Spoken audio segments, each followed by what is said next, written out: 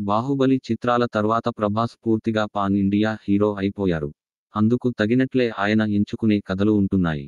ఇక మహానటి తీసి జాతీయ స్థాయిలో తనదైన ముద్ర వేశారు నాగ్ అశ్విన్. వీరిద్దరి ప్రభాస్ అండ్ నాగ్ అశ్వన్ కాంబినేషన్లో సినిమా అంటే అంచనాలు భారీగానే ఉంటాయి. అందుకు తగినట్లుగానే ఓ పాన్ వరల్డ్ సబ్జెక్ట్ను ఎంచుకుని పురాణాలను ముడిపెడుతూ కల్కి 2898 ఏడీతో ప్రేక్షకుల ముందుకు వచ్చారు. భారీ బడ్జెట్, 4 ఏళ్ల నిర్మాణం, అమితాబ్, కమల్ వంటి అగ్రతారాగణం నటించడంతో యావత్ భారతీయ సినీ పరిశ్రమ దృష్టిని ఆకర్షించింది. మరి ఆ అంచనాలను ఈ చిత్రం అందుకుందా? ప్రభాస్ ఖాతాలో హిట్ పడిందా? వెండితెరపై నాగ్ అశ్విన్ చేసిన మేజిక్ ఏంటి? కథేంటంటే కురుక్షేత్రం తర్వాత 6000 ఏళ్లకు మొదలయ్యే కథ ఇది. భూమిపై తొలి నగరంగా పురాణాలు చెబుతున్న కాశీ అప్పటికి చివరి నగరంగా మిగిలి ఉంటుంది.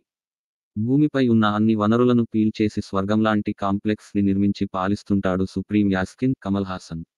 కాశీలో బౌంటీ ఫైటర్ అయిన భైరవ ప్రభాస్ యూనిట్స్ని సంపాదించి కాంప్లెక్స్కి వెళ్లి అక్కడ స్థిరపడిపోవాలనే ప్రయత్నాల్లో ఉంటాడు.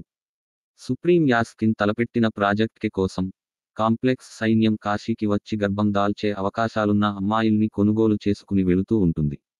అలా ఎంతోమంది అమ్మాయి ప్రాజెక్ట్ కే కోసం గర్భవతుల్ని చేసి వారి నుంచి సీరం సేకరిస్తూ ప్రయోగాలు చేపడుతుంటారు. అలా సుమతి, దీపికా పదుకొనే కాంప్లెక్స్లో చిక్కుకుపోయి గర్భం దాలుస్తుంది.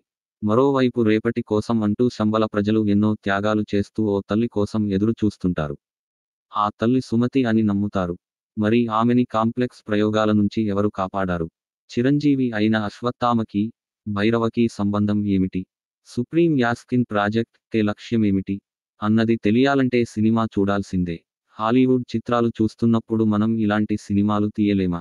ఇలా ప్రపంచం మొత్తాన్ని కూర్చోబెట్టి మన కథలు చెప్పలేమా అనే ప్రశ్నలు తలెత్తుతూ ఉంటాయి. ఆ ప్రయత్నాన్ని విజయవంతంగా మనదైన కథతో చేసి చూపించారు దర్శకుడు నాగ్ అశ్విన్. కళ్ళు చెదిరే విజువల్స్, లీనం చేసే కథ, బలమైన పాత్రలతో మన రేపటి సినిమా కోసం బాటలు వేశాడు. హాలీవుడ్ సినిమాల స్ఫూర్తితో కూడిన పాత్రలు, కల్పిత ప్రపంచాలు ఈ సినిమాలో కనిపించినప్పటికీ వాటికి మన పురాణాల్ని మేళవిస్తూ కథ చెప్పిన తీరు అబ్బురపరుస్తుంది. కురుక్షేత్ర సంగ్రామం సన్నివేశాలతో సినిమా ప్రారంభమవుతుంది. కథా ప్రపంచాన్ని, పాత్రల్ని పరిచయం చేస్తూ మెల్లగా అసలు కథలోకి తీసుకెళుతుంది సినిమా. ప్రభాస్ కూడా ఆలస్యంగానే తెరపైకొస్తాడు.